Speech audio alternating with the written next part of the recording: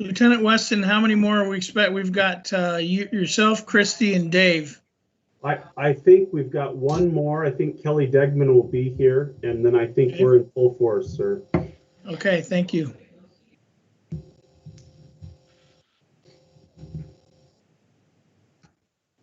Thank you, Brad.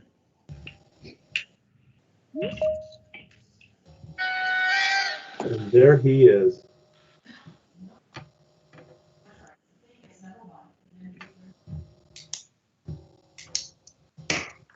Whenever you're ready, Chief. Well, and now it's the ball's in your court, Mr. Chair. It's just, I think you're missing one Brian. more member. Yeah, we're missing Brian.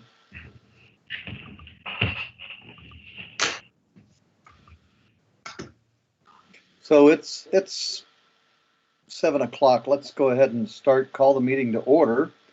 And Angie, you out there?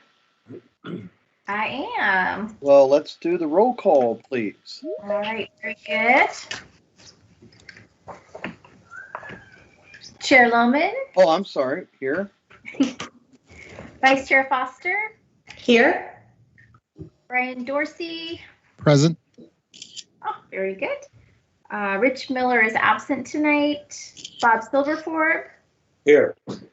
Mike Smith. Here. Megan Thornton. Here. Chris West. Here. And Lori Zwingli. Here. All right, great. Thank you.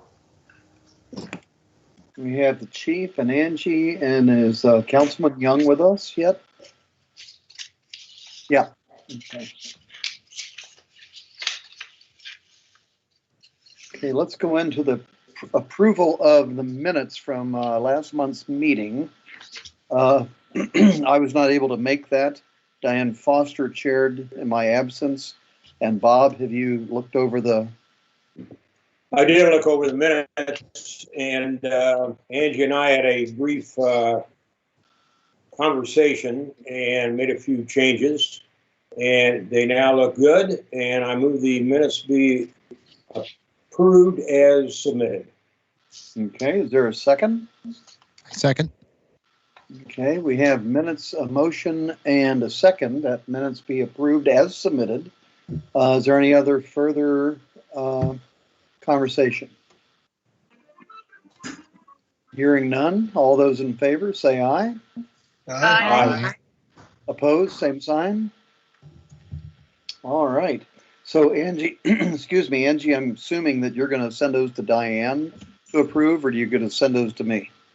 I can go ahead and send them to you. I think that would be just fine. Yeah. Okay. Board member announcements. Let's go backwards. Let's look at Lori Zwingli, please.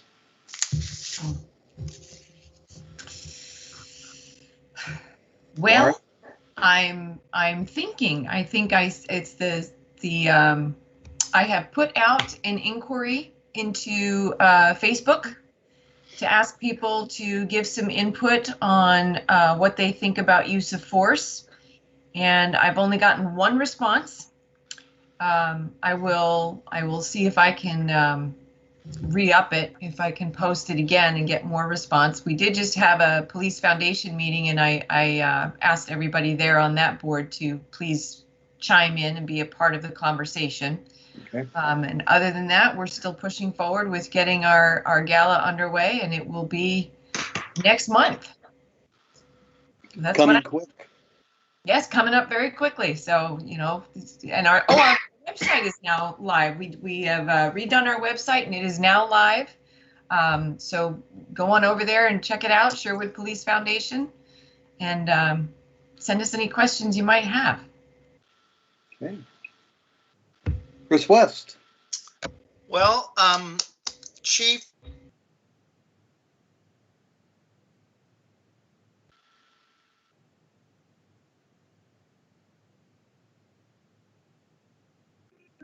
am I the only one that cannot hear Chris? I can hear. Chris, you froze up. Okay.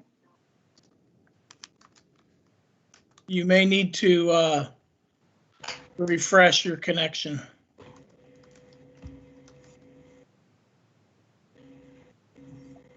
You might want to come back to him, Mr. Chair. Yep, I think I will. Megan, Hi. Okay, so I'm glad to hear that the website for the foundation is up, Lori, because I went to it a couple weeks ago and I was like, where's the website? So thank you for that. Now I can look at it. Yep. Additionally, I did post the same use of force type conversation questions on the one and only Sherwood Facebook group, of which I am a member.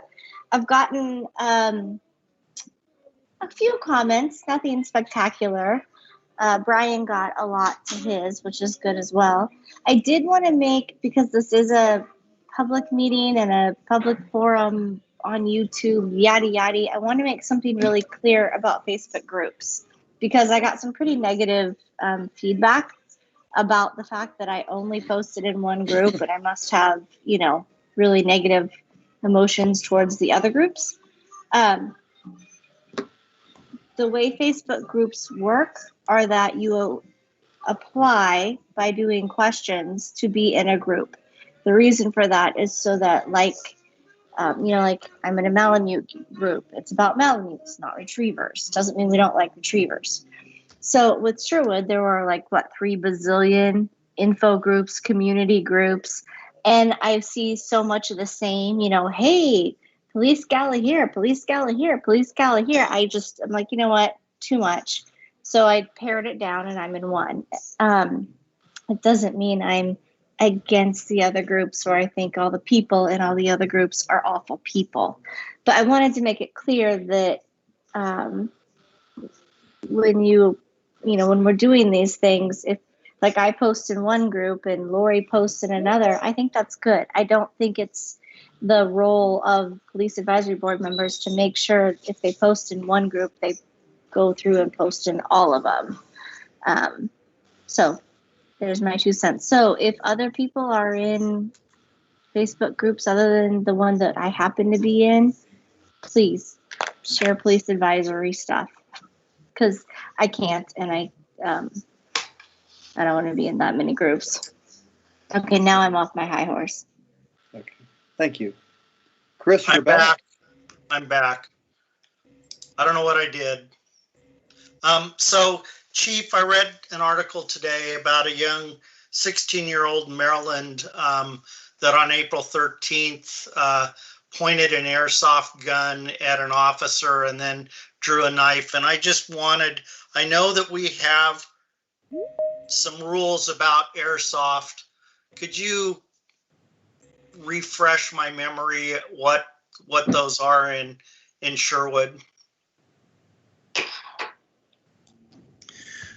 Yes, the municipal code in Sherwood prohibits the discharge of any projectile in the city limits. So that would include in your backyard, on a public street. It would include anything that sends a projectile out by any kind of method of propulsion, to include gunpowder, air, any kind of gas. It really is pretty inclusive. So whether you agree with it or not, that's what the municipal code says. So even the shooting of a BB gun in a backyard would not be okay. And airsofts, because they're propelled by air, would fall under that category. So simply put, the discharging of airsoft guns is not prohibited, is not allowed in city limits. It's certainly not something, we don't have an airsoft patrol. We're not out looking around for that, but that's what the code says.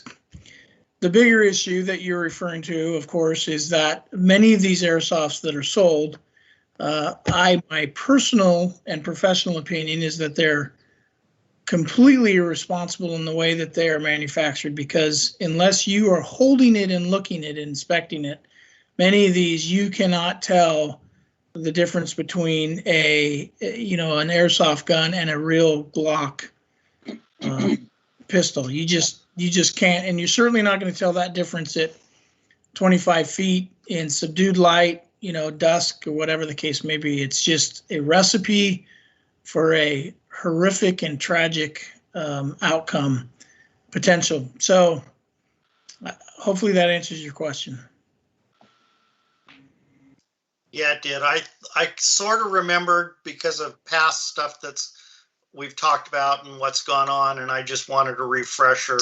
When I read that article, it brought it up for tonight. So thank you.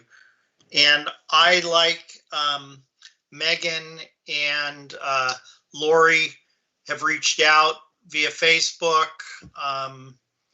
to a couple groups. One group wasn't very receptive, and that's too bad. But I know that some correspondence was sent to the chief about this, but I have talked to my neighbors, and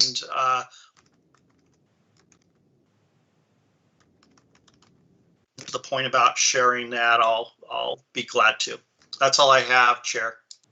Okay, thank you. Mike Smith.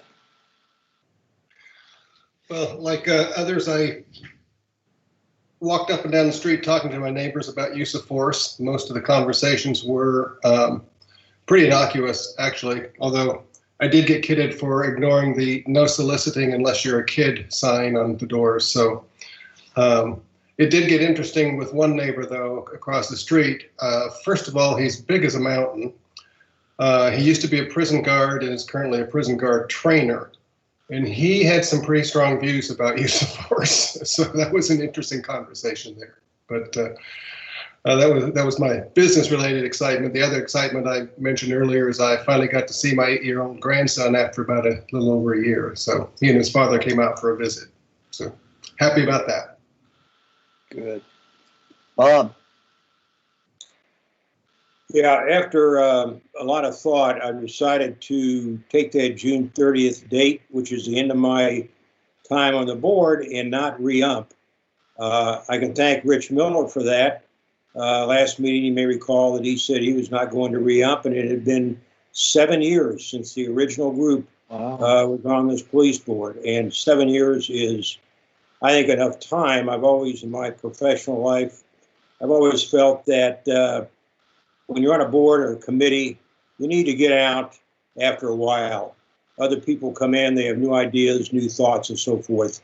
And been a pleasure to be on this and with you guys, particularly the Big Five, the Big Four now, I guess that was in the original group. And I am not going to say that I will miss these meetings every month, but it's been a pleasure. So thank you. Thank you, Bob. Bob, you will be missed.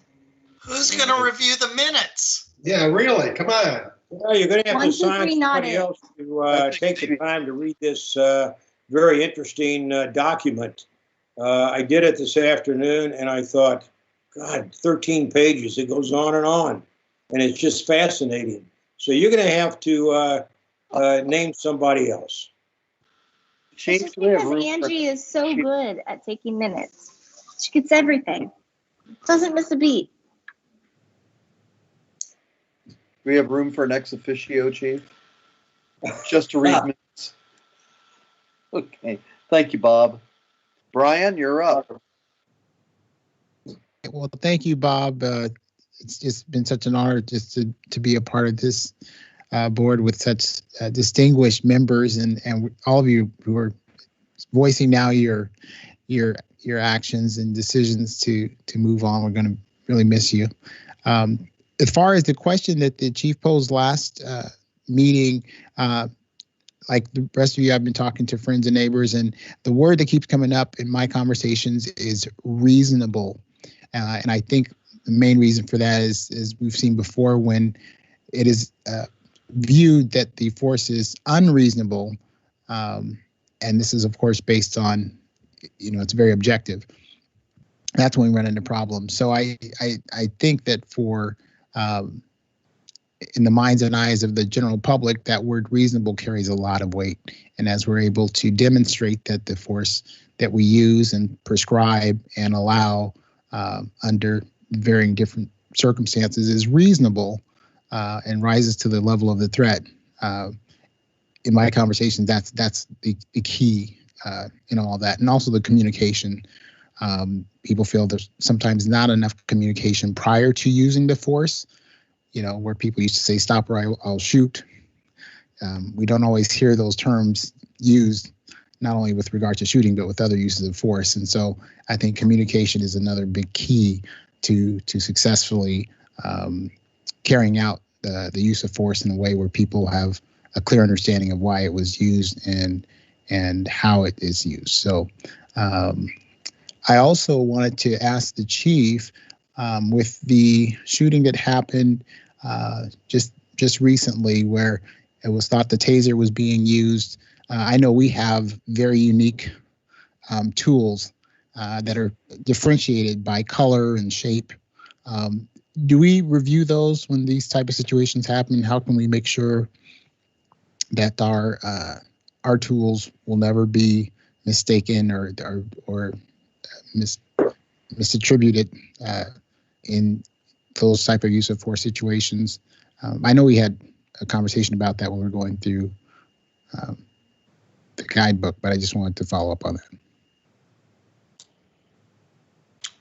Yeah, so that's something that we spend time on long before that incident happened. So our tasers are carried on the opposite side of the officer's handgun, and they will be carried either on their vest, or some of them, which is the majority of them, some of them will carry them in a hip carrier.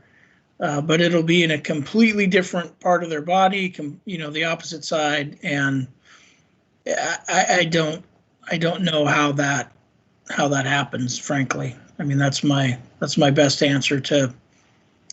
I have my own suspicions, but I will just wait until more facts come out and the incident gets investigated and we know more information. But to answer your question, yeah, that is a part of our training, and it's a part of our,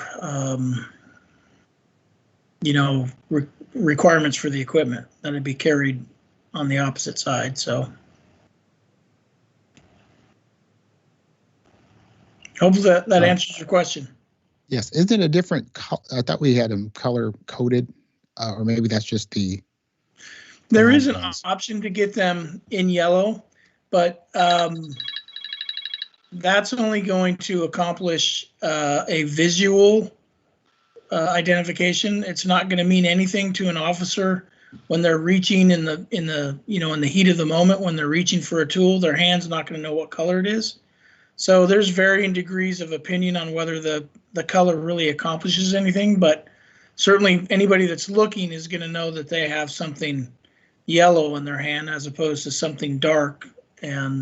But that would not, in and of itself, that would not prevent somebody from, like I said, because your hand doesn't know color. So. Yeah. Does that answer your question, Brian?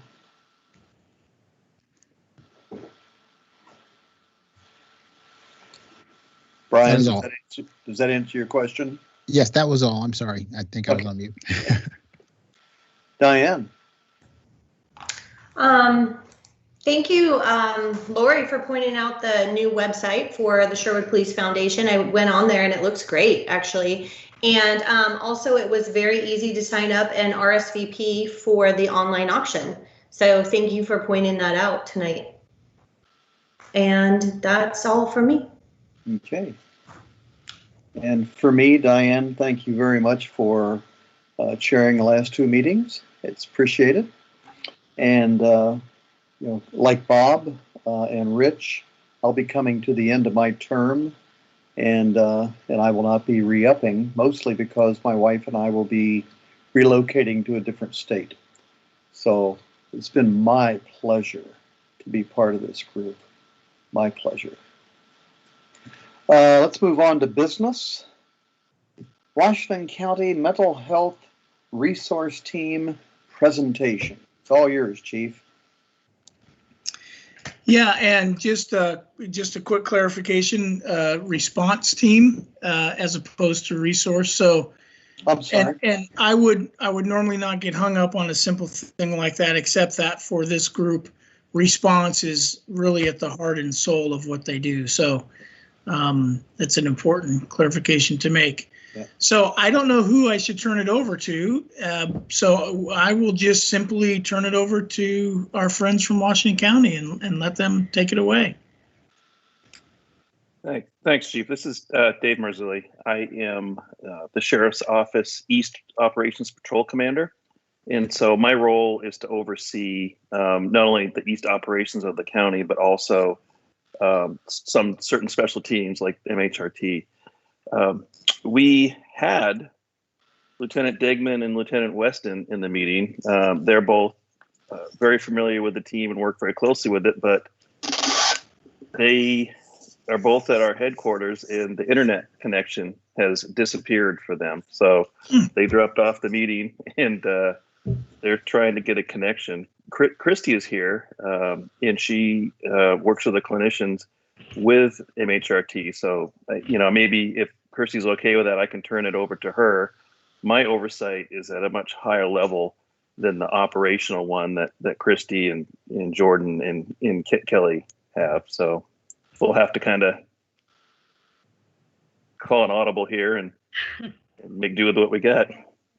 Yes, I'm happy to take over. I know Weston had some control over slides, but I can go over a brief, overview and talk about some other things too. And if he is able to get in, we can always have him jump on.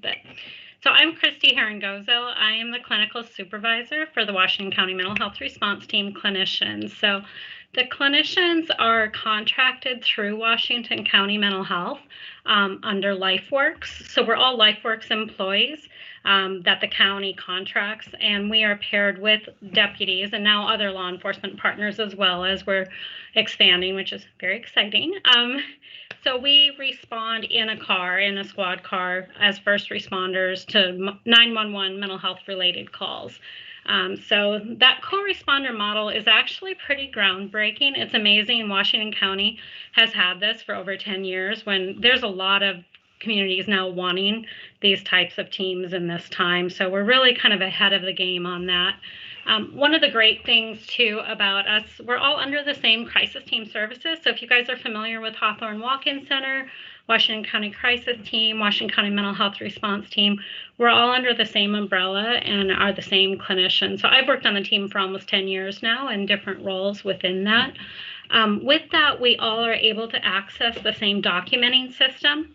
So if we're going out on a call, we're able to communicate with all the different teams that may or may not have had contact with people before. So that assists us in not only letting law enforcement know about dangerous issues that we're aware of, but also helps us know okay, does this person already have a clinician they're working with? Do they have services already? Do they need services? Have they had previous hospitalizations? All of these things help come into play when we're responding. So a lot of what I do on the way to a call is look for that information while the deputy is driving me there. We call them our chauffeurs, but they actually, are very, very well trained in mental health as well, which is one of the great things about our response too. You're not just getting a clinician to show up on the scene, you're also getting a specially trained law enforcement officer. I always say, sometimes we are can bridge the gap to law enforcement, say somebody who does not want to talk to law enforcement and the clinician is there. But I also experience the opposite frequently where somebody does not want to talk to mental health, but they will to law enforcement. So we really believe in this co-responder model and the collaboration that happens with it. It does lead to really good outcomes. We're there partly, sometimes we're assessing whether somebody does need to go, say, to the hospital involuntarily. And the clinicians, I'm sure you guys are familiar with peace officer custody or police officer custody. I'm also, all of us clinicians are directors designees. So we're able to write director's custodies as well. So we look at not only say if the person is claiming to be a danger to self and others, but we can look at the bigger mental health picture too and take into consideration the family's concerns, the family's reports, some of the past things that have led to dangerousness when the person, say, is not in treatment and off medications. So we're able to write a custody as well, and that just allows law enforcement to take somebody into custody under our director's designee and get them to the hospital. I was going to say about 5% of the people we go out on end up going voluntarily to the hospital. We'd say another 15 to 20% end up going involuntarily. But then 75% of the people we're out on we're able to safety plan with. So that's a big thing too. So it's just law enforcement responding. A lot of times, you know, if somebody's saying they're suicidal, it's like, oh my goodness, I better err on the side of caution and get these people to the hospital. A lot of what we're doing is trying to divert from the hospital and jail, which is a more costly endeavor. And the other thing we're doing is trying to help somebody get linked to ongoing services. So we can provide follow-up, whether it looks like connecting somebody to housing resources, to domestic violence resource center, to ongoing therapy, to med management. We're able to look at kind of that whole big picture. And I know there were some questions too, I think about cahoots versus MHRT. And from our experience, you know, cahoots ends up operationally looking a lot more like homeless outreach, what can be a wonderful service as well. What we are having and bring to the table is a much more robust service, especially in responding to very acute calls in the moment, and being able to provide a full mental health assessment, which leads to the right services. Cahoots doesn't have master's level clinicians. All of our clinicians are master's level and above, so we're able to make those appropriate referrals, and they do a great job with what they do. But honestly, you know, what we're already doing, I think, is a much more desirable and robust service in the community. I see Weston's back too, so I don't want to just talk ad nauseum. Weston, you want to jump in? Yeah, you bet. I see Lieutenant Degman and I X'd out at the same time. That tells you how good the county internet's doing. Anyway, we're back, so hopefully it lasts. Everybody here okay? Okay, sounds good. All right. I've got a few slides here for you. Probably help. I'll share those with you. Everybody see that okay? Mm-hmm. All right, very good. So there's our pretty first slide. We'll get into it here. I don't want to duplicate anything Christy shared already, so I'll just kind of move through this. Current services, she probably covered crisis line, walk-in center, the mobile crisis team, mental health response team, and peer crisis supports. And so we have a fairly robust menu of options when it comes to mental health response. The MHRT team, the MHRT in the field team is a very specific part of that, which we're discussing tonight. And that is what Christy was discussing about the partnership between a master's level clinician in our program and a deputy or officer in the field. And it's been a very good program for us. Christy, did you want to touch on any of those other services at the moment before I move on? No, I think that's good. We went over some of these, and yeah, the peer services are a great referral too, and those are something to study more about, I guess. Wonderful, thanks. All right. So what is MHRT? I know this is a little redundant over the last 3 minutes, but we will cruise right through this. Shared partnership between LifeWorks Northwest and the deputies from the Sheriff's Office. At this moment, we also have an officer from the Hillsborough Police Department. It is worth noting that just joined our effort, and so we're happy to welcome the Hillsborough Police Department into this as well. And that's been a great addition. So we need to update this slide to show that. But a collaborative approach here. This is regarding people in crisis. So we obviously respond to many, many police calls, just like every agency does, every year to people in crisis. We see so much of this. This is obviously at the pinnacle of newsworthy, items. It's at the top of people's list when it comes to police and community relations. How are we going to do this better? We know that we have so many people in our community that are, pre-behavioral health crisis, in behavioral health crisis, or between. And we have such a vast community that needs services greater than just the constant arrest cycle. So this is a wonderful attempt to try to avoid the jail and the hospital where possible. So that's the last point there, to divert the individuals to treatment or follow-up instead of the jail or a hospital. Now, The jail and the hospital obviously are going to remain options. Sometimes that is the correct option, but we want to provide a more robust menu of options there, especially for the deputies and the officers in the field, so that they have more options to deal with people in crisis.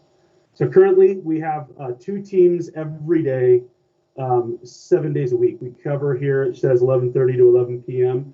We are right now attempting to expand that.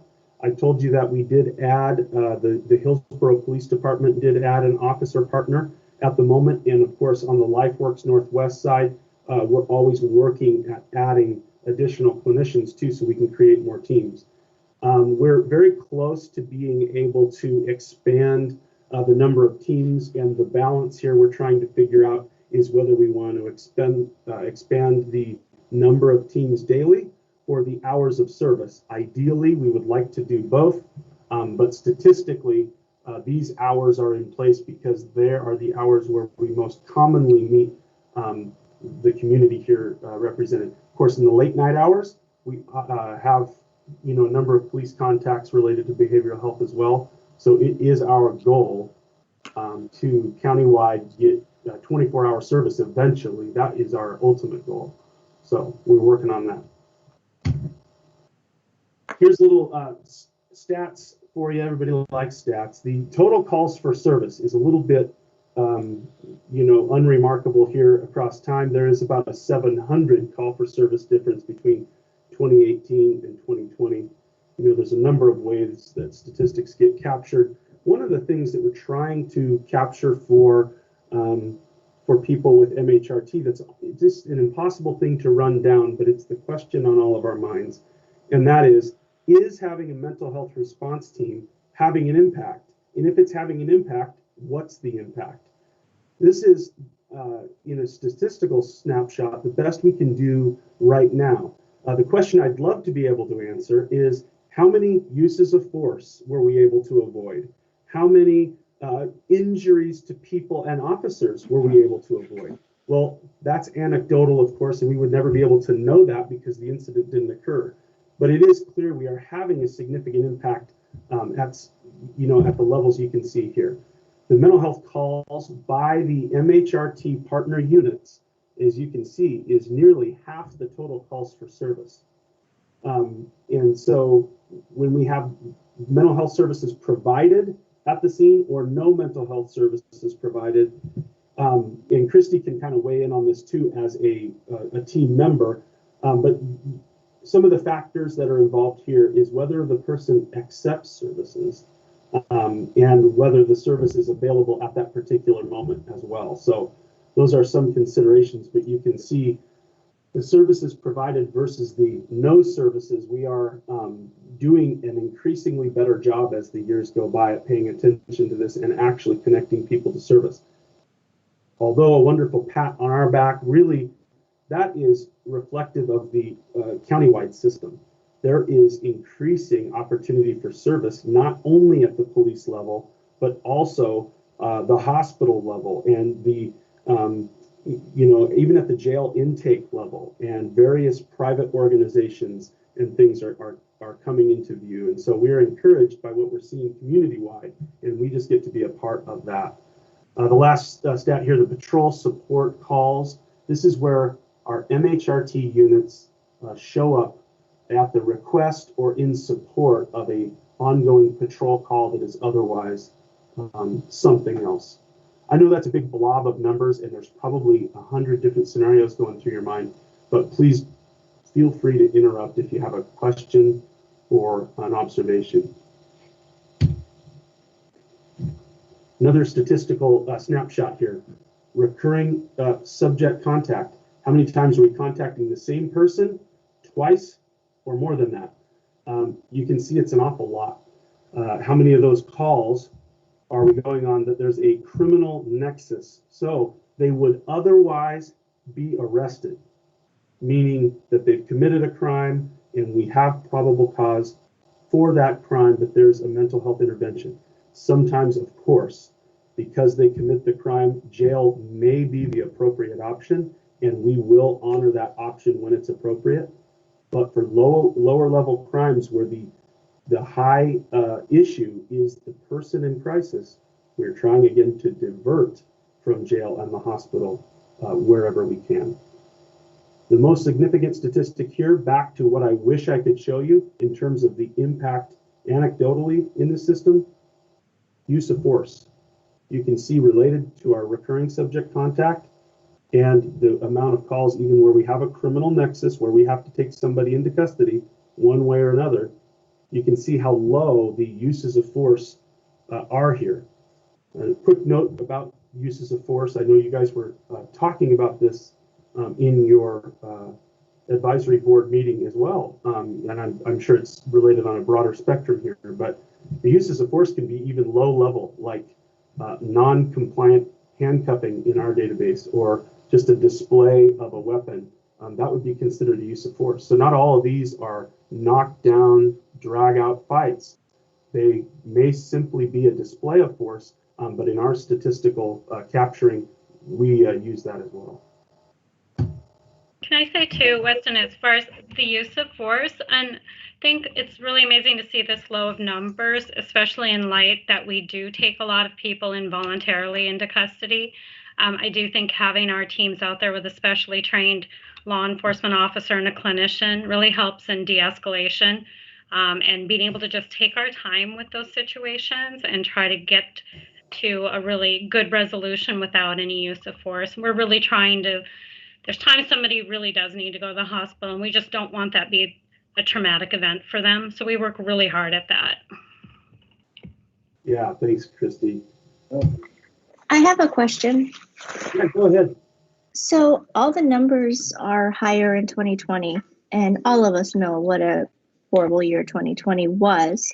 So specifically relating to the mental health portion of this, did you see more people, especially in the reoccurring, talking about that, or life got worse for them besides being in quarantine, like they lost their jobs or, you know, estranged from people they normally would see because of quarantine, things like that? Yeah, that's a really good question. And I think it's a question that we get a long time. And sometimes we like to dive into it, sometimes not. We all know there is so much to say about 2020. But to answer your question briefly, 2020 did displace a fair amount of people, and people that were already on that precipice of not being able to self-support or sustain themselves out in the public. It got worse for them. There was reduced number of services available. There was reduced number of places to live. There was a reduced outlet for in-person care and contact. And so we all surmised that it was very clear that in 2020, those numbers were up by a significant margin because of the fact that we were visiting our clients more often. Yeah, I can say from a clinical perspective, I feel like the biggest factor there was a lot of people who really needed face-to-face care and contact couldn't get it anymore for their ongoing providers. And so I do think that was a big reason for our increase of calls. And I'm really glad we were able to provide that, but I think it was definitely has been a hardship for people. Indeed. Hopefully that answered the question. Just a couple of slides here. This is a little bit of a reiteration of something we covered earlier, just about what MHRT is integrated into. We work directly with hospital staff on the ER intake and the social work aspect of what the hospitals are doing.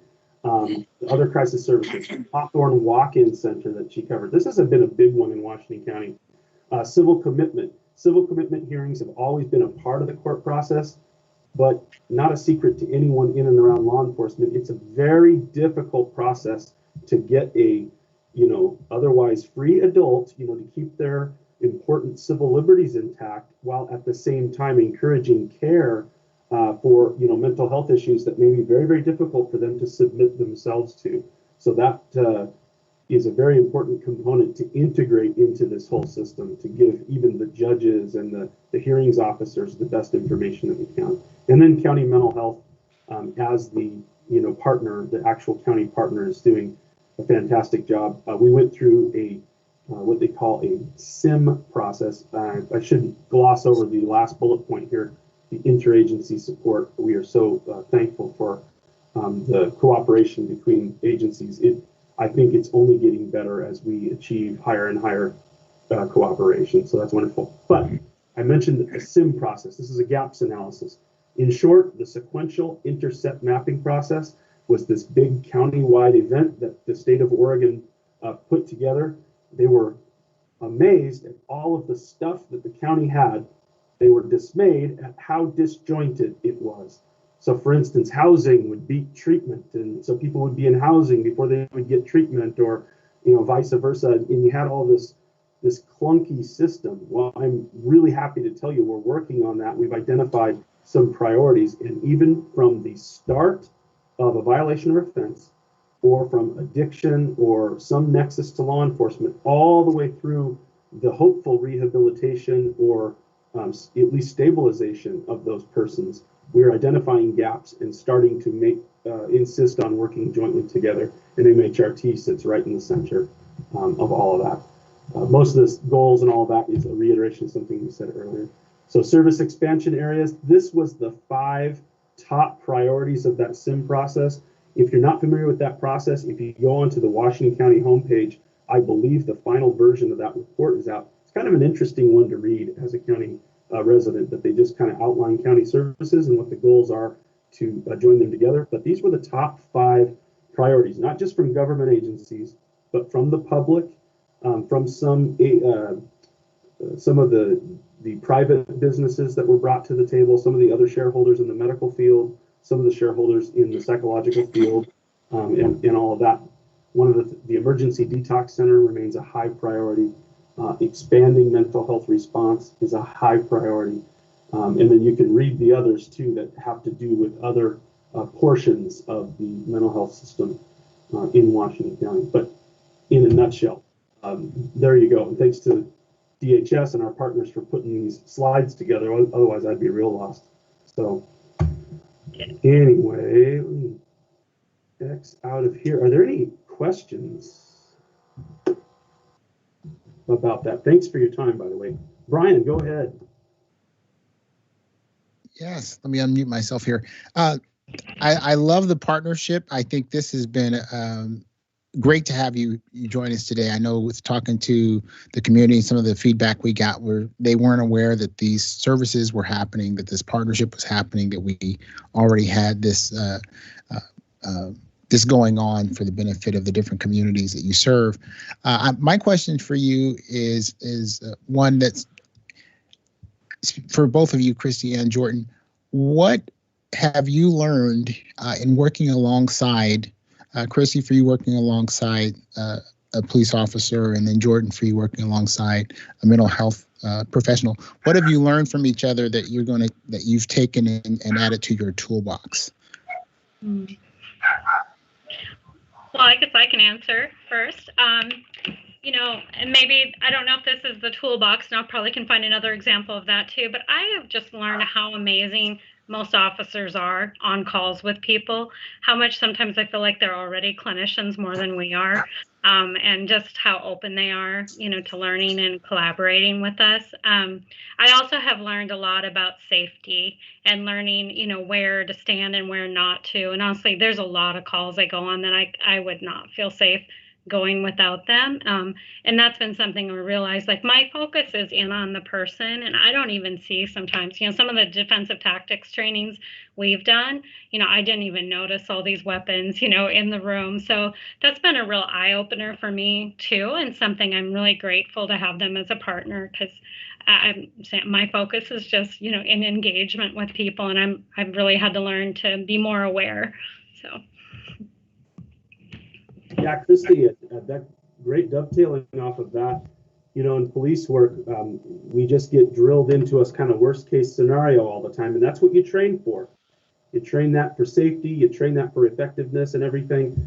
And so you're always paying attention in ways that are designed to keep you safe, keep you alive, and all that. We've seen so many people throughout our careers where you feel like, hey, I'm even making a human connection.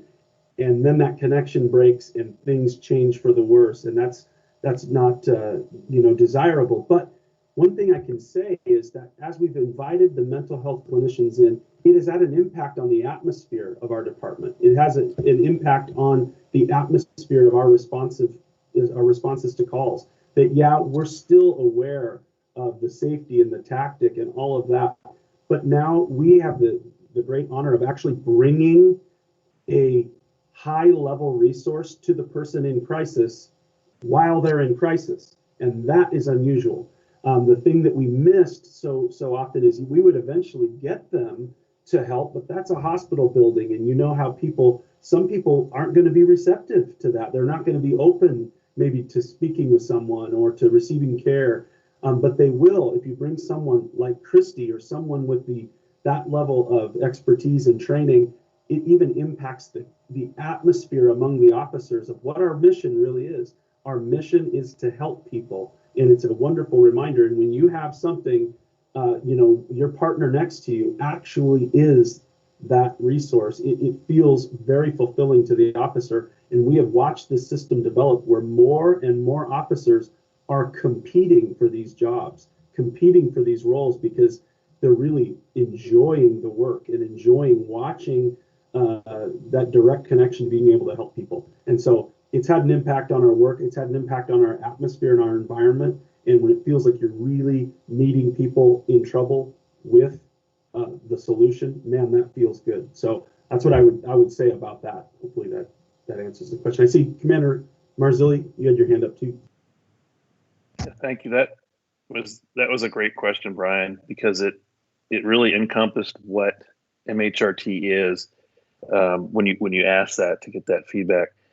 Washington County as a whole, all the agencies in Washington County have really good training on how to respond to people in mental health crisis. It's been a forefront of what we've been doing for years. We've gotten better at it, and we really have a good foundation of skills and training on how to interact with people who are in crisis.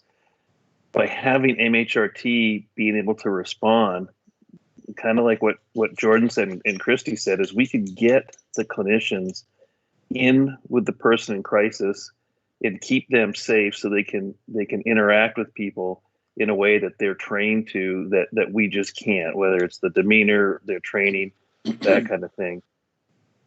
To help them out before it gets worse, to get off them the resources, to talk people down, to just communicate with them. And that's the real benefit of it, is that teamwork between the two multi-disciplines of law enforcement and mental health. One of the interesting things is, one of my jobs at the sheriff's office is when we have a new recruit come in and offer them a job, I'm the person that offers them the job. We interview them, talk to them about what they know about the sheriff's office, what they want to do. By and large, time and time again, the deputies are the recruits are telling us that they're coming to the sheriff's office because they're interested in joining MHRT to be part of the mental health team. It used to be the tactical team. It used to be to ride a motorcycle or have a dog. All that stuff is gone. The public and the new officers that come in are really in tune to that, and that's something that they're interested in. And I think in part because everybody is affected by mental health, probably in one way or another in their family, and a lot of them have personal experiences either with themselves or with their family members, and they see the good and the bad that can come of that, and they want to make a difference in this area because it is such a big need everywhere, in that they can see how they can fit in to help that out. And so to me, that's one of the biggest benefits of having a team like this available to all of Washington County. And now that we're getting other agencies to join in, that just allows us to expand and have someone from the other agencies that the officers are familiar with, that I think will make them more inclined to call MHRT even more often than they already do, which is a really good thing. Yeah, thanks, Commander. And I'm happy to field further questions as well. I just do want to yield time, Mr. Chair. Look, you cut us off at any time. I want to be respectful of the meeting time as well. But more questions, happy to field those. I have a question. This is Chris. Hi, Chris. So is it dispatch 911 that is dispatching your team, or is it the first arriving officer who assesses the situation and calls for support? How is it? And I'm sure it's both, but you know, what is the prevalent way that the teams arrive at an incident? Well, Chris, you speak rightly. It does happen a number of different ways. Mhm. One of the primary ways is, of course, through dispatch. As they receive a call for service, they're looking at the nature of the call and triaging what that is. There is a number of call types that may, automatically trigger the preference for an MHRT unit to go to that call. But the MHRT deputy and clinician team that's on the road can be requested by any officer in the county anywhere, by any city agency or anywhere else. So we're happy to service those calls. There's additional ways in which we are activated as well. I probably glossed over it in one of the early slides. We do have a crisis response team. That is part of LifeWorks that also mans the phone lines for a variety of reasons. And if that will go into a nexus where it needs police attention or something where it needs in the field attention, they can triage that and either respond with a deputy who will assist them because they're just responding from an office, or if MHRT is on, they can go and handle that call. So it's a cooperative effort, and it's a bit nuanced between dispatch, between LifeWorks Northwest, the deputies and the officers in the county, and the public as well can, obviously calling usually through dispatch, and we'll generate calls like that. Commander, you have something to add to that? Yeah, I was wondering if Chris, you could speak to something a little bit that I hear a lot, that I see a lot.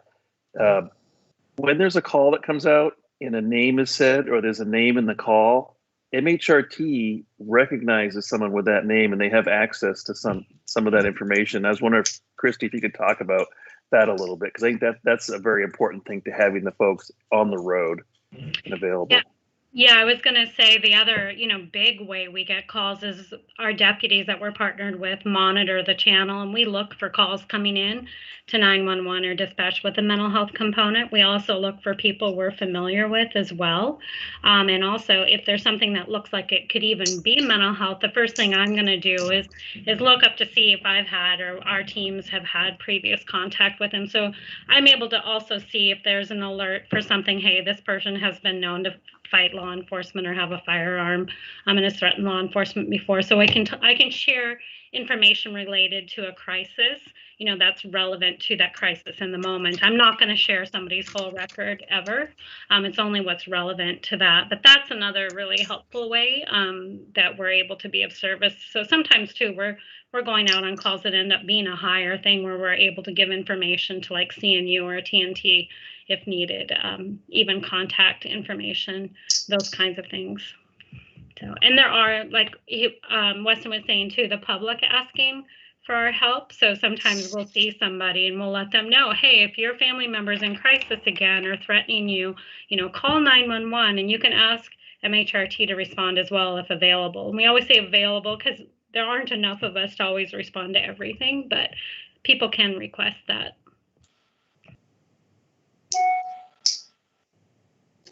Chief, I see your hands up and somebody else's hand too, please. Yeah, I just wanted to add to what Christy just said and what Lieutenant Weston talked about.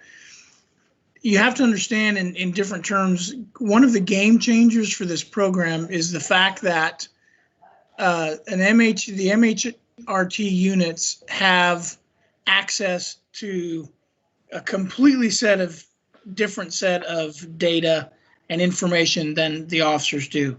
So as much as we'd all like to think that all the information in the world is collaborative and works together, the reality is that is not the case. So we have access to police records, databases, and crime information centers and all that good stuff.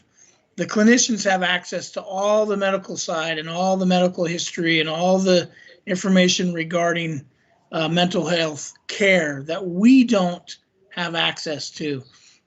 And so when they're talking about this, being able to get information and recognizing, that's the beauty of the collaboration and what the team can bring to bear, right? Because you have all that information now working together to be able to find the best solution for the person that's in crisis.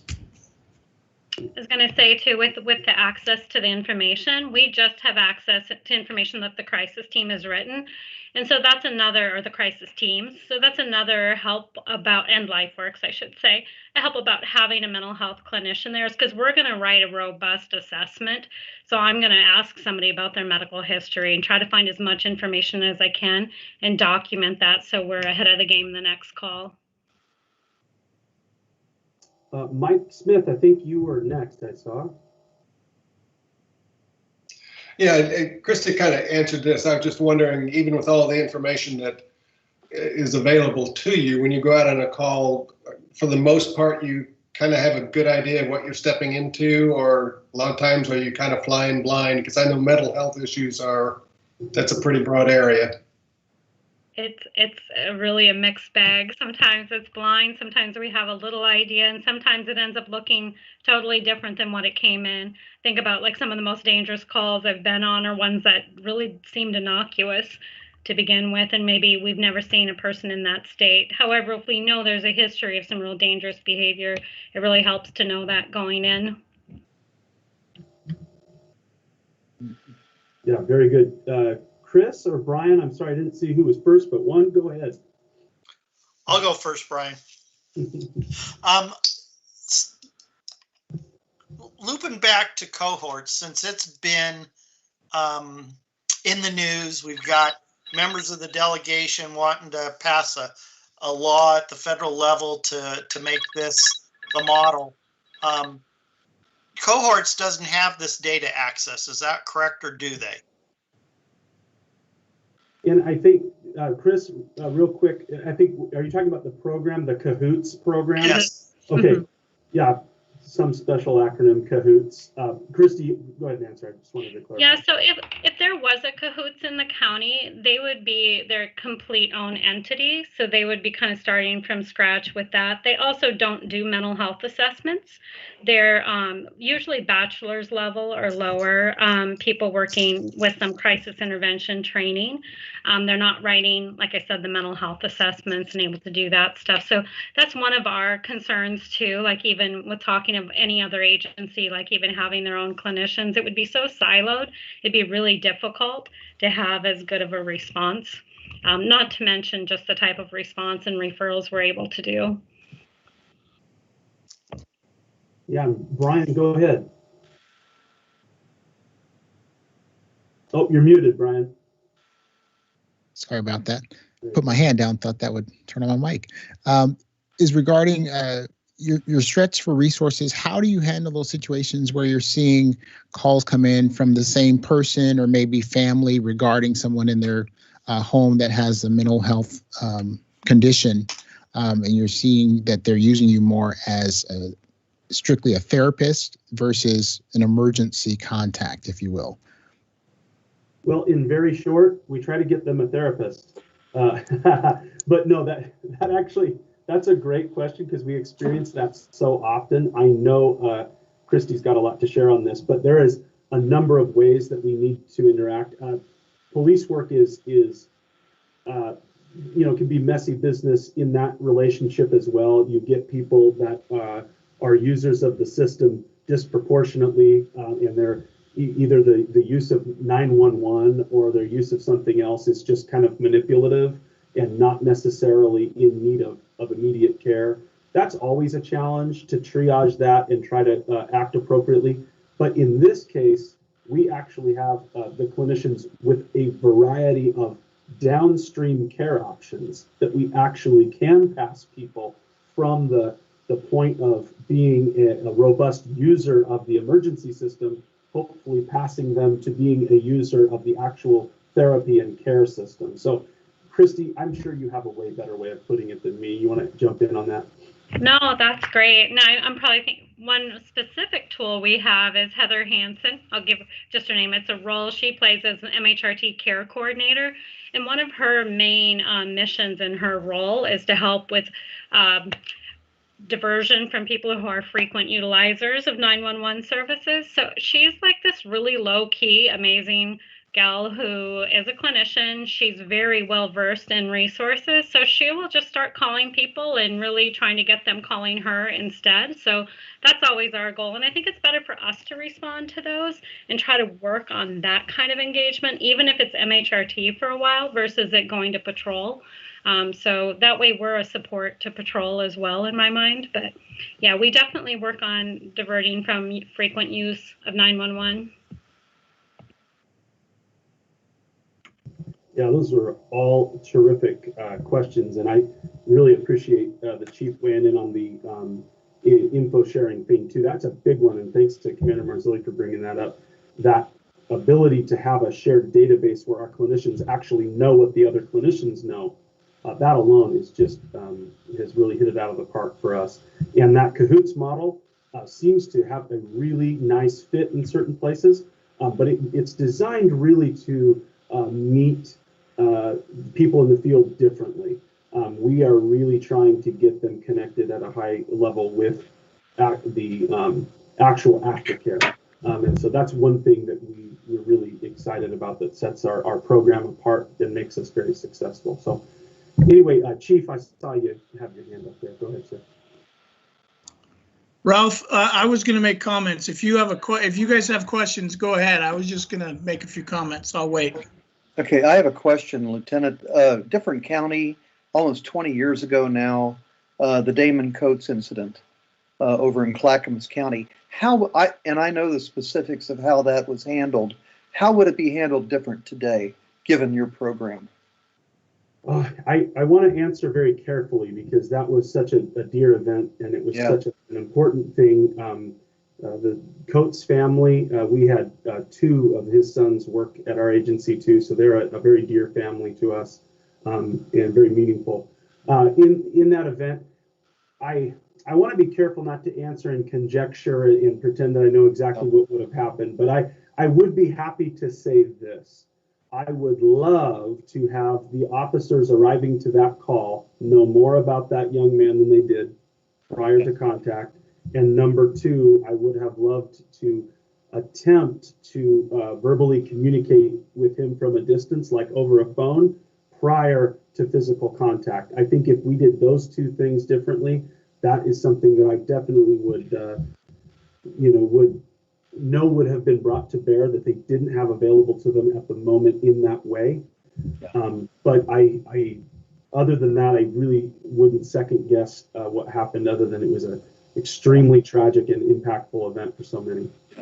I get that. I was the Damon's and the Coates family's chaplain at Emmanuel at the time. So yeah, I'm intimately aware of what transpired. Very good. Well, nice to make the connection, and thanks for that. Chief? Brian, do you have another question? Yeah. Yes, one last question. And again, thank you all for joining us today. I'm asking this question just because I want to get you all your feel and your input on how you look at this. So with this program, I know there's funds being used for it. We know, over last half last year, we heard the term defund the police. How are you all speaking to how you're funding this program? Are these funds coming from the police department? How are you being funded? And do you see this as money coming from the police, or are you seeing it as a benefit to how funds can be used, even if they are looked at somehow as taking money from cops on the street and being applied toward this program? I hope I worded that in such a way you can understand it. I think I get your drift, Brian. Yeah. Because that's certainly in the conversation. It's a kind of a complicated question in some sense, but I would start by saying I'm thankful our police don't feel like this is taking away from police work at all. This is actually enhancing police work. And so I'm happy to say that we're not losing the number of officers or anything like that through this work. Quite the opposite. We're just gaining clinicians in the field slowly but surely as that funding can occur. With regard to the funding, county mental health is the overarching manager of this program on the mental health side. And the LifeWorks Northwest is the contractor that we have partnered with for this period of time that's done such a fantastic job for us for many years. It's been a many-year partnership. And so the funding it comes through a number of streams. The law enforcement side of things, as Chief Droth could go on at a deeper level than I could, is kind of its own story. The county mental health is a part of the general fund story and some outside funding sources that are feeding funds to the clinician side of this. The police and county mental health have decided to really be very open to the funding conversations about the police in the way that we say, what is the community show value for? This is an area we've identified that the community has a high value for, and frankly, the police have fallen in line, and we share that value. So we are, willingly taking part and putting funds toward these initiatives that we think are answering a very high priority for the community and delivering it in a relatively efficient way in the best benefit for the end user, the person in the street in crisis. So I hope that's not a generic answer, but I could go on a long time, and I don't want to about that particular one, but hopefully that answers your question. Yes. Thank you. Okay, great, thanks. Laurie? I have two questions, and if you've already answered these, I'm sorry I didn't clue into them. You mentioned that the clinicians have the ability to do a full mental health assessment. If you find on your way out to a call that this person has a clinician already, do you then take that assessment and forward it to that clinician so they know what's happened in this person's life? Yeah, that's a huge part of what I do too. If I find out if they're already enrolled, the first thing I'm going to do is get on the phone. I usually will try to get a hold of that clinician while I'm en route, let them know what the current crisis is, see if they know what's going on, have any background recommendations. And then I always follow up with that clinician. Now, sometimes, for coordination of care, I do that. Typically, I can't follow up with somebody else unless the person gives me a release to do so. So I definitely, follow those guidelines. But yeah, that collaboration is super helpful too. It's a big part of what the clinicians do. So thank you for asking that. Yeah. And my second question was, I have had reason to speak to a number of clinicians over the past number of months that we've been dealing with COVID, and each one of them, I think, without exception, has said that they have been inundated with people who need mental health help because of COVID. So when you respond to a call and it's for someone who does not have a regular clinician, are they getting some sort of priority to get regular, consistent care after that? Because otherwise, I'm hearing that it's taking 3 and 4 months to just get an initial evaluation. It is sometimes taking, I've seen, a month, 2, and like you said, sometimes even longer. So that's part of the follow-up care we do. We will have like either the crisis team, MHRT clinicians, or Heather that I mentioned, work on finding the soonest available appointment for somebody. We don't get any kind of priority, but sometimes I think us calling and saying this person's in crisis can help grease it a little bit. The other thing we'll do is provide whatever support that person needs in the meantime. We even have a couple interns that are working out of Hawthorne Walk-In Center right now who have been seeing people for short-term therapy under a supervisor until they can get enrolled in ongoing therapy. So that's one of the things I love about what we do. We are able to really just be creative and meet somebody where they're at and try to help with that need. And like I said, a lot of that is trying to divert from hospitalization as well. Okay, thank you. Lori, I think the state of Oregon has a few committees it wants you to sit on. There, that's it.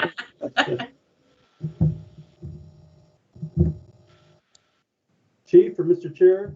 Yeah, it looks like we've got everybody's questions answered, which is super. So a couple points.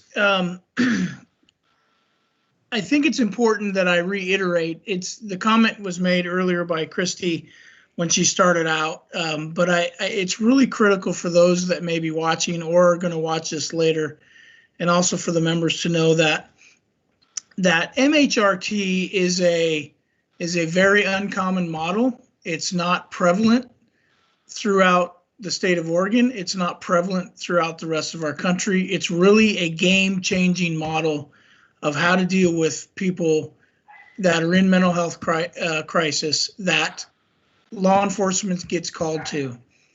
We can talk all day long about how the system has changed over the years, and the editorial comments have been made that, law enforcement never asked to be the responders on this. That really is neither here nor there. The reality is that there are people that get into crisis, and in many situations, it gets referred to law enforcement.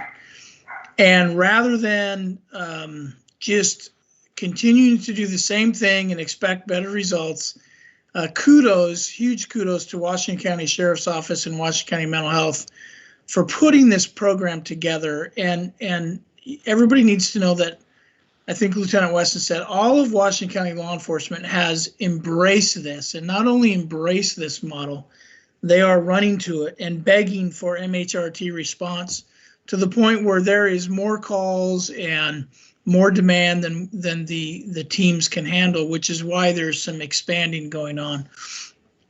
So it is you just need to hear from your chief and from a 32+ year veteran that this is really, not to be cliche, but this is a game changer and has been a game changer, and is really something that more people need to pay attention to. And I know lots have. There's been lots of people that have come and said, hey, we need to see what you're doing here. But a lot of the situations that you'll read about or watch videos on throughout the country that have horrific endings that nobody wants to have happen, those outcomes don't happen in Washington County for the most part. That's not to say that we don't have bad situations, but as Lieutenant Weston said, it's hard to measure the times when something could have gone horribly wrong and it didn't, because it didn't, and so we don't know.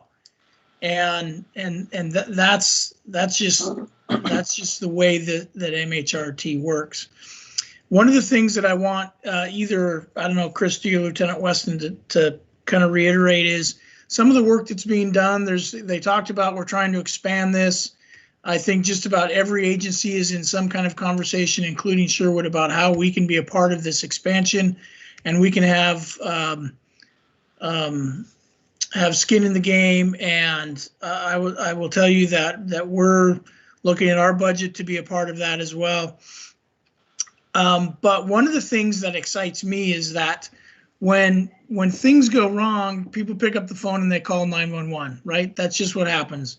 When somebody's in crisis, when they need help, specific to mental health, oftentimes those are the numbers they dial. And they probably, in a good percentage of those, should be dialing the crisis line. But because of the circumstances, they call 911. So can one of you talk about the work that's being done to set up the system to divert those calls when they come into 911 to the crisis line, so that we can, as much as possible, get them the help they need that doesn't involve law enforcement? Yeah, Christy, do you want to start out with the crisis line diversion, or do you want me to? Yeah, I mean, I can explain a little bit about, I know for us, as far as a specific system, Weston may be able to speak to that more, but as far as, the Washington County Crisis Line is actually triaged off-site. They cover the Multnomah County Crisis Line too. So sometimes when something is imminent, they're going to call 911 still, but otherwise they can refer those calls over to the Washington County Crisis Team, who can work on seeing the person at Hawthorne or without law enforcement. if that's able, I mean, that would be preferable. So when we're out too, we're always giving out that phone number as well and encouraging people to call the crisis line for supports, even if you need to talk, if you're in crisis, and if you need to see somebody. So, and so do the, law enforcement. I see like the Hawthorne walk-in cards going out like water, which is great. So from just a practical level, that's the way I see diverting those calls.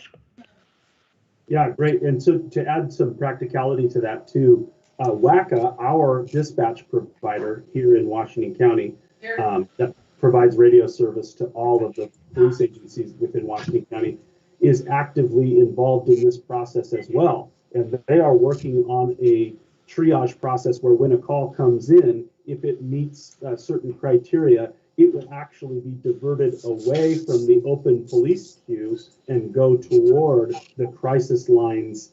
And so the details of that are being worked out. As you can imagine, it is a partnership across a number of different work groups. And so from schedules to the infrastructure to who's handling the housekeeping of the bills and stuff with that, we are actively working on that, but we're making some progress.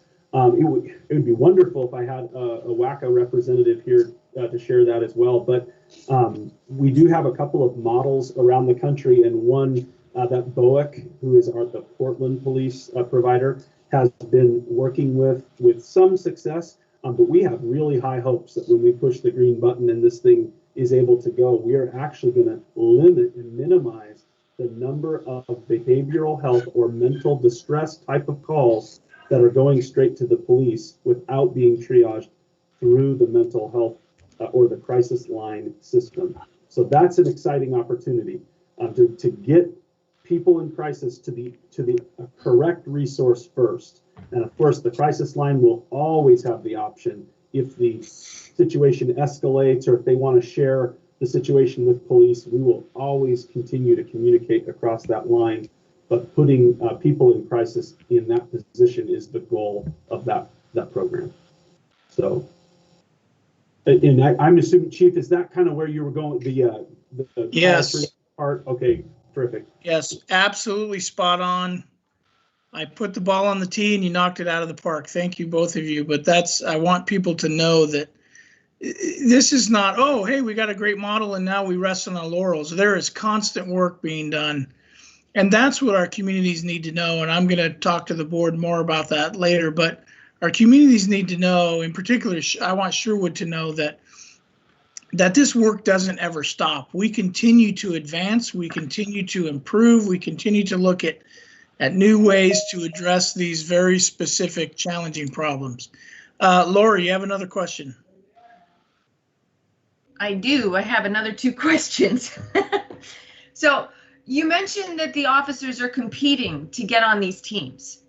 Are you finding that officers who serve on these teams are become more aware and more sensitive to mental health issues as a result of their service? In short, yes, but I will also tell you I'm so encouraged by the current generation of police that actually care about this. It's why they're putting it in the first place. And so to the end, it's not like they are certainly undergoing changes at being part of the program. There's no question about that. And just like Christy spoke to the changes even the clinicians are going through, it really is a wonderful partnership. But I'm so encouraged because we have a generation of police that are really interested in this. Commander Marzilli was talking about, we've sat on a number of these hiring panels with new deputies and officers that are coming to our agencies and interested in our work. And part of us are scratching our heads like, this is the era that you want to get into police work? It doesn't seem so fun, but to find out, to sit at the table and listen to their enthusiasm about police work. And like Commander Marzilli was saying, I would say better than 80% of the time, they start bringing up those kinds of things. Hey, I read about the mental health team. I read about this. I read about that. Can I be a part of that? So they're really embracing it and want to be a part of it. And so I would say yes to your question, but their hearts are in this work, and that's why they're seeking it out in the first place. So I really am encouraged in both directions. So my follow-up question would be, are you rotating officers through after a certain amount of time so that sensitivity, that knowledge can be then spread out among the rest of the force? Yes. So twofold, and everywhere in Washington County, we have prioritized de-escalation, crisis intervention, advanced suicide intervention. A number of these higher level or more in-depth mental health crisis trainings are very common across all of our agencies in Washington County. And so that's one thing that we're doing for the entire certified workforce. On the other hand, with the MHRT team specifically, as the chief mentioned, we are actively looking to expand it. So we're still in that process. But with the team we have, it is Christy, is it a 3 or 5 year commitment at the moment? I can't remember what we. I'm not exactly positive. It's changed a little bit, but over the years, it seems like it's been every 3 years or so. Commander, you probably have an answer to that. Yeah, I think generally it's a 3-year commitment, and then we'll give extensions to folks. Right. Usually no more than 2 to guarantee that we get the rotation, like what Laura is talking about, so that gets spread out to the rest of the agency, so they can kind of see that interaction, and that truly is the reason to do that, for sure. The reason why we do that. And when they rotate off the team, they remain alternates. So if somebody's sick that day, if somebody's out, they are the first go-to to partner the clinician with for that shift. So, and honestly, so many of them miss riding with us clinicians that they're always looking to pick up shifts. So we enjoy it. Okay. And you said you have 2 teams currently. Well, how many do you think you could actually keep busy? Keep busy. Challenge accepted. We would like to keep a lot of teams busy. I know Christy can speak to this firsthand.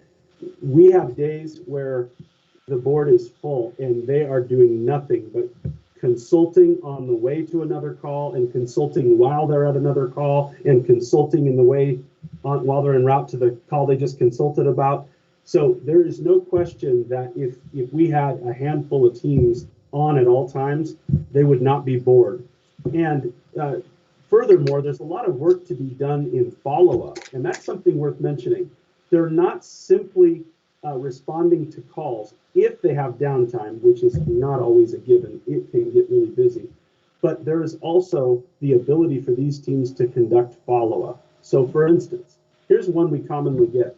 We have a high-level crisis that occurs one night. Let's say we wind up with a barricaded suspect in their home. They won't come out, don't want to talk to anyone, and they know the police are outside, and it's going to go badly if we push that event. And we have decided no one else is in danger. We don't need to push this event and hurt them or ourselves. We walk away. Right. And that is a button straight to MHRT.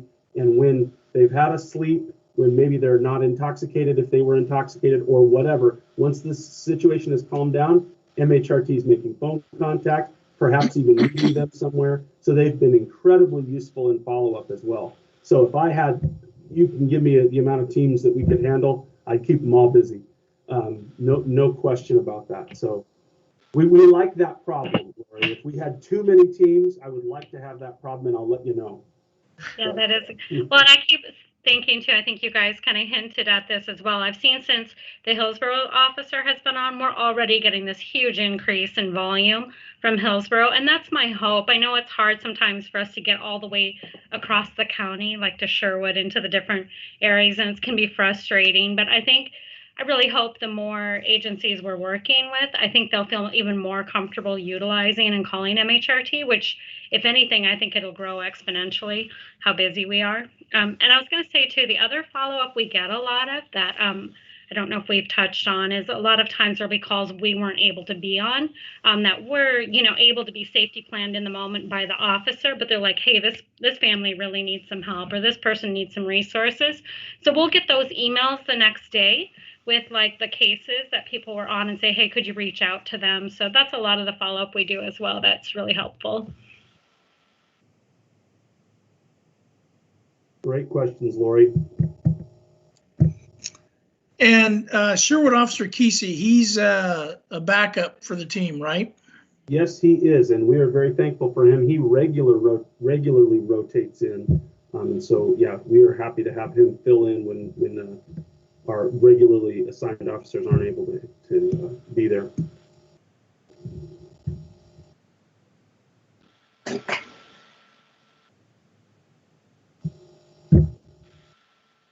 Well, can we think of anything else? Very good. This was wonderful. Thank you very much. Well, on behalf of the Sheriff's Office and LifeWorks and Christy, and it's good to see you, Chief. You guys have an awesome chief. I've sat in a number of trainings he's given, and I loved every one of them. I just don't remember what they were called. No, I'm kidding. But that's funny. I don't remember either. No, but really, I appreciate your leadership there. I know you guys have an awesome chief, so thanks very much. And Mr. Chair, I yield the time back to you. Thank you very much for the time. Thank you. Thank you all. Thank you so much. Thank you guys very much. As we move down, the next item is the use of force discussion, survey questions. Thank you, Mr. Chair. So before I get into those, I just want to say that you have more homework, and I apologize for that. But when I last checked this evening, there was 3 people watching on YouTube. We tried to advertise this as much as we could and spread the word, but this is consistent with the challenges that we've had for over a decade, and that is, getting people to come to meetings or to watch meetings or get engaged just because their life is busy. So that was really, as some of you original charter founding members of this board know, that was really one of the driving forces to create a police advisory board, was to help spread that word. So we really need you to let people know what you learned and let them know that this video is out there.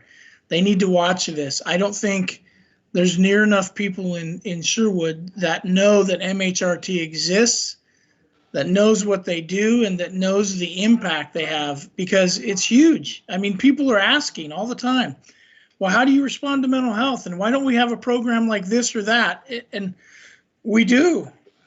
In my opinion, no offense to other places, we have the best program there is. And so the first thing I would ask is that you really, really spread the word, and let's make sure that folks know that this video is out there, and they really need to take the time to watch that presentation. That was an amazing presentation, very informative. So then before I move past that, it looks like Chris, do you have a question? Yes. So to that end, Brad, when will this be posted so that we can share a link?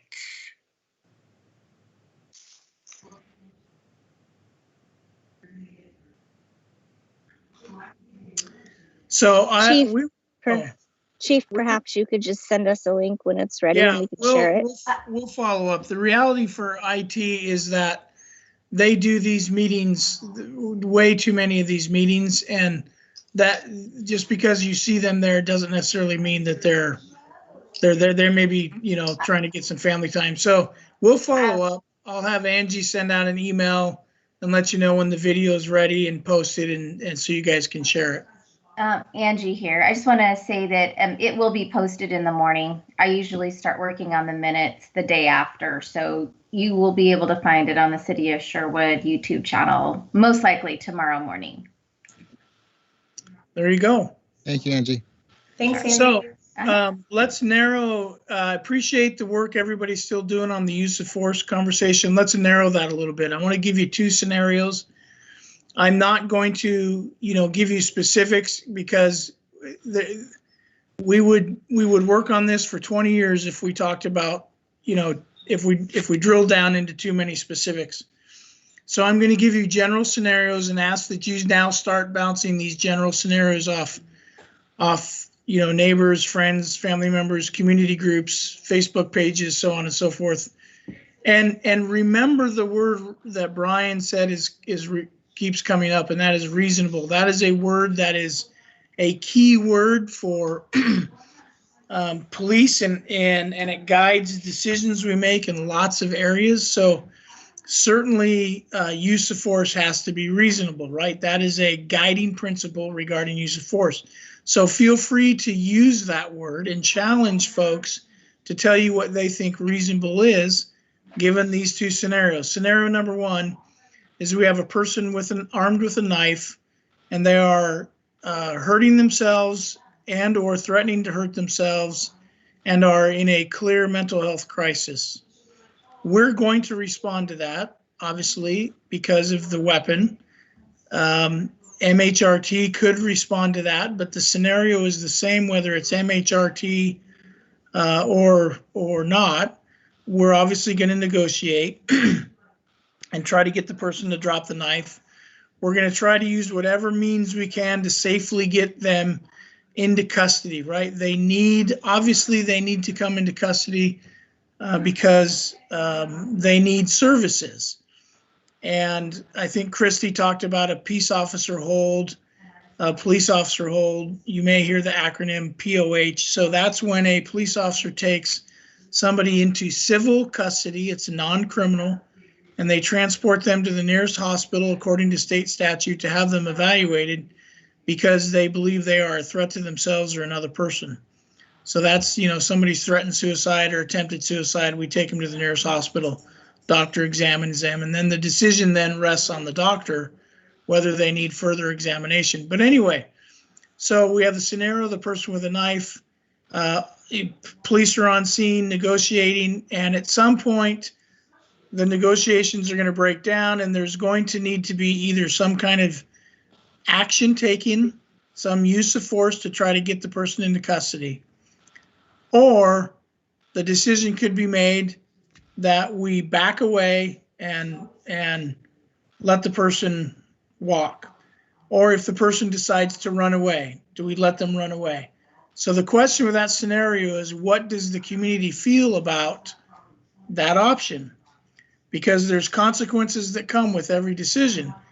And if somebody rushes or advances towards an officer armed with a knife, there's likely going to be there's really two options. Either the officer gets out of the way and lets the person go, or there's going to be some use of force.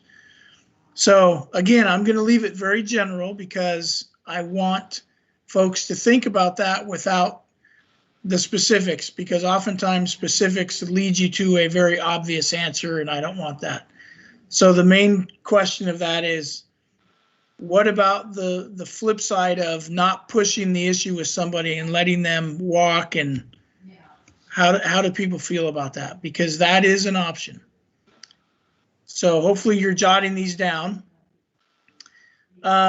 Second scenario has to do with use of force, but not mental health. It has to do with civil disturbance. Curious how folks feel about a crowd that forms and some members of the crowd decide that they're going to leave their mark and do damage to property, businesses, smash windows, those kinds of things. What is the expectation in this community? We're not going to obviously put ourselves between those people and try to just be a barrier to stop them, because it's going to be ineffective. It's likely going to lead to some type of use of force to get them to change their behavior, and use of force to protect property, structures, businesses. How does the community feel about that? Do they say, no, it's just property, it can be fixed, it's not worth, using force? Or yes, you should use, again, it needs to be reasonable, right? I'm not, or yeah, we expect you to, protect those businesses and use the force that you need to get people to stop or whatever. So again, very general, but just hopefully enough to get people's comments and thoughts and their expectations with regard to those two scenarios. Chief, this is more for Brian. Brian, do you mind? This is Megan. If I do a post in the group that I'm in and tag you, because you're also in that group, so that maybe we can both get feedback from people? Most certainly. And then, I mean, of course, do your own there. Hopefully we can get more feedback than we did on the other comment, which is probably just too broad. Yeah. So thanks for this